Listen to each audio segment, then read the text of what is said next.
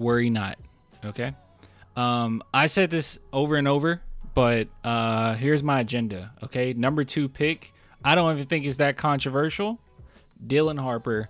So good. So ridiculous. High basketball IQ. Good defense. Great character. Elite scoring ability. Great feel for the game. Good passer. I mean, I could just go on and on and on. Very crafty. I just really like him. I really love him as a player, and I think he legit could be a superstar talent, right? Like where I've obviously praised Steph Castle to a high degree. I think Castle is very, very good. You know, coming off his Rookie of the Year, of course, which was well deserved. Did my camera just flicker? My camera just flickered. But just to put things in context, because as good as Steph Castle is and was in last year's draft, Dylan Harper would have went number 1. And I would even make the argument that he could have went number 2 in 2023. Well, that's kind of iffy, you know. Brandon Miller was such a great prospect, so he would have either went 2 or 3, right? But that's how good he is, right? In a lesser draft, he goes number 1. It's just in a draft with Coop, it's a little bit more difficult. But if you were wondering what the Spurs are going to do, can we please stop talking about all of the different possibilities of trading away this pick? You don't do it. It doesn't look like the Spurs are thinking of doing it either. So yeah. Dylan Harper is going to be the number 2 pick in the draft. I am 99.9% sure about it. He looked also really, really good, tested very well, shot it well. His body is in a great place. He's lost 15 pounds in the last years. He lost 15 pounds in the last year? 99.9%. There you go. Grown. He has measurements comparable to those of Dwayne Wade coming out of college. The San Antonio Spurs. Is it a possibility that he can still grow? Because they showed Dwayne Wade versus him, which we looked at before, but Dwayne Wade was 21. He's 19. Is it a possibility he could grow even more? Yes? Yeah, I think there might be a possibility.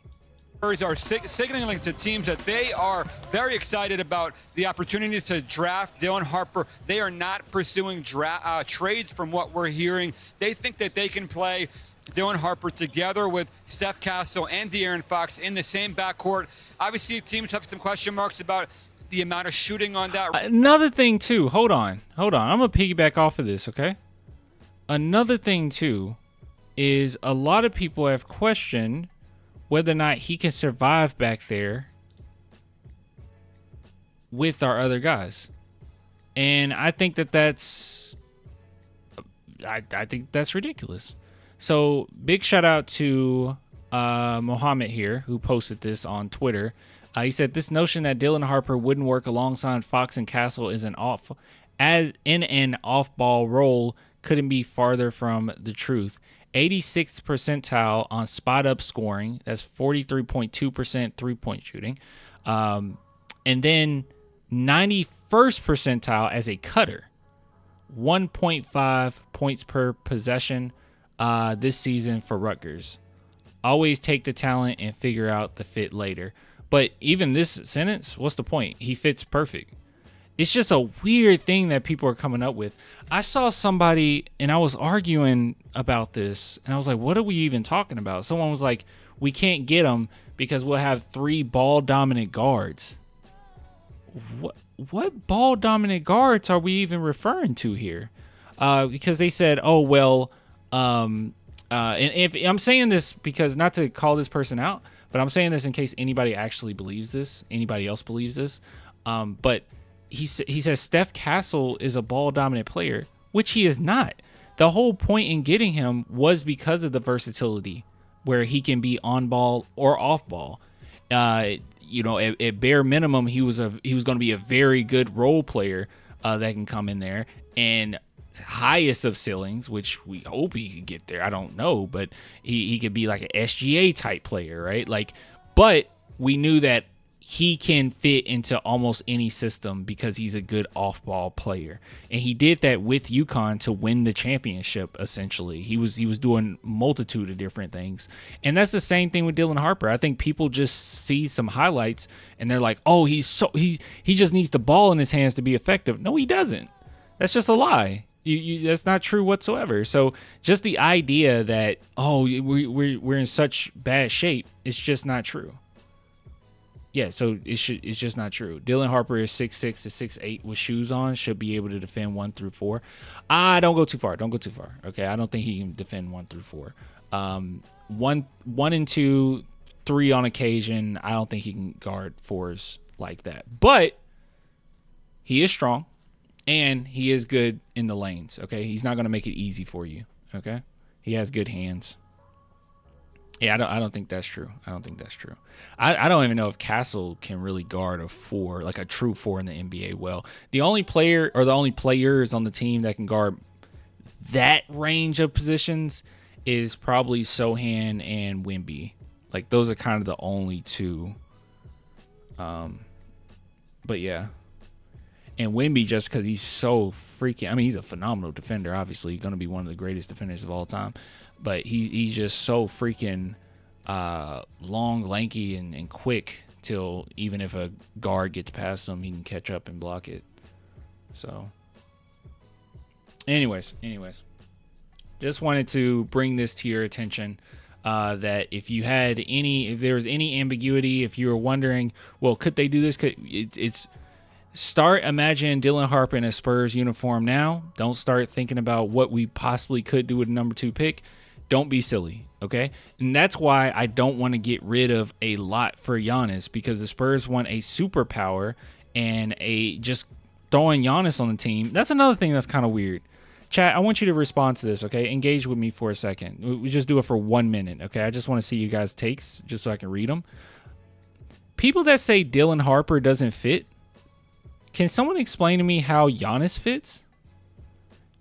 Now, I really do like Giannis, and I think on this team, you'll just figure it out, right? But, like, offensively, think about it. Think about the type of players that Wemby has played with and haven't been successful with. We got Rudy Gobert, and we have, what's his name? Zach Collins, when he takes on, certain roles of getting into the paint and everything. He typically doesn't play that well with those types of players. Giannis is far better than them, obviously. Like, he's one of the greatest players of all time. But I just wonder how Giannis fits with the team as a whole. If Harper doesn't fit, how does Giannis fit? And if you can admit that Giannis doesn't really fit, but you don't care, he's so talented, you're going to figure it out, then that's my whole take with Dylan Harper. But even more so, I think he fits. Yeah. Yeah, Giannis running pick and pops with Wemby isn't a terrible idea, but I wouldn't say ideal. It's not a beautiful fit, but we didn't care, right? Like, if the Spurs can finesse somehow, some way, and get Giannis, we're all for it. I don't care. You think I'm sitting back like, how does this actually fit with the team? Who cares how it fits with the team? We're gonna make it. We'll make it work. It's Giannis, right? And I think we should have that attitude with this draft as well.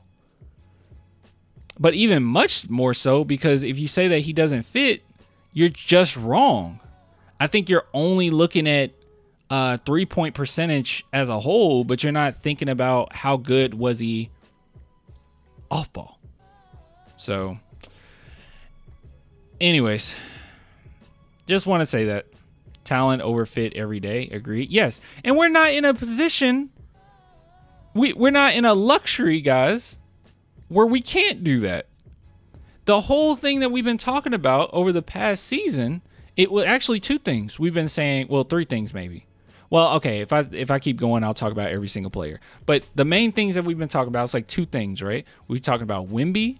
Hey, he's going to have to build some strength over the offseason. That's like the number 1 thing that we've been talking about. And number 2, we've been talking about, hey, he needs somebody that can score with him, right? We know that Fox is going to be phenomenal, but for future-wise, he needs a second scorer. And we realized this season, and I mean, some people maybe earlier than others, I really realized this season that Devin Vassell just ain't it, right? Like he's not a second. I don't know how I felt about him being a second option, but I'm like, I don't even know if he's a third option. He's more like a fourth because of the amount of inconsistency, which is fine. He's a crazy great fourth option. But with that being said, Wemby still needs a second option. Sohan's not that type of player. I would even argue that Castle isn't really that type of player, right? He's not an elite scorer. Like Castle does so many great things, but he's not an elite scorer. We need an elite scorer. And it's so weird to me how everybody wanted Rob Dillingham because they thought that, oh, he's an elite scorer. And at the time, when we didn't know who's going to be playing guard or who's going to be doing what, we had like 5 guards. Now we have less, and people are hesitant about Dylan Harper, who's significantly better than Dillingham. It's just a strange situation, right? Think about it. And if you're like, what are you talking about with the guards? Count them. Last season, people were arguing about Rob Dillingham being traded for the longest. We end up getting, and this people were still arguing about it. We end up getting Chris Paul. We had Steph Castle. We had Malachi Branham. We had Blake Wesley. We had Trey Jones. We had 5, and people still wanted Rob Dillingham on the team. We got rid of Trey Jones. Chris Paul's probably not coming back. So now we have Fox. We have Steph Castle and Malachi and Blake Wesley. Those are 2 players that we don't know what we're going to see, right? Now that this is Mitch Johnson's team, he already didn't play Malachi a lot. He didn't play Blake Wesley a lot. So they might be quite expendable. So we really only have 2 guards.